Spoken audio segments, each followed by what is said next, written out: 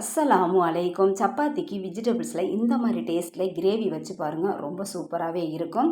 கடாயில் ஒரு 3 ஸ்பூன் அளவுக்கு ஆயிலும் சேர்த்துட்டு பட்டை, கிராம்பு, ஏலக்காய், கல்பாசி சேர்த்துக்கலாம். சேர்த்துட்டு பொடிசாக கட் பண்ணி வச்சுருக்க வெங்காயம் சேர்த்து வெங்காயம் நல்லா வதங்கினதுக்கப்புறம் அரை ஸ்பூன் அளவுக்கு இஞ்சி பூண்டு பேஸ்ட்டும் சேர்த்துக்கலாம்.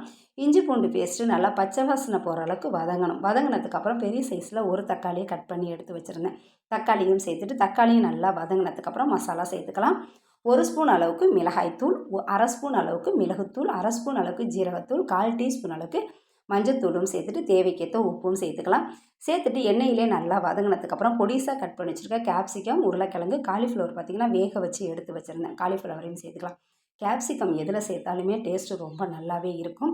எல்லாமே எண்ணெயிலே நல்லா வதங்கினதுக்கப்புறம் ஒரு அரை ஸ்பூன் அளவுக்கு மல்லித்தூளும் சேர்த்துட்டு ஒரு 2 கிளாஸ் அளவுக்கு தண்ணியும் சேர்த்து கொஞ்சம் நேரம் நல்லா கொதி வந்ததுக்கப்புறம் ஒரு 3 ஸ்பூன் அளவுக்கு அரைச்சி வச்சுருந்த தேங்காய் நான் இதில் சேர்த்துக்கிறேன்.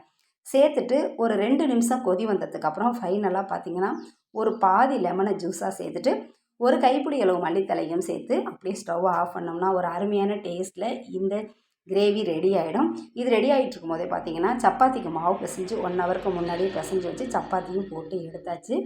இந்த மாதிரி கிரேவி நீங்கள் வச்சு பாருங்கள், டேஸ்ட்டு ரொம்ப நல்லாவே இருக்கும்.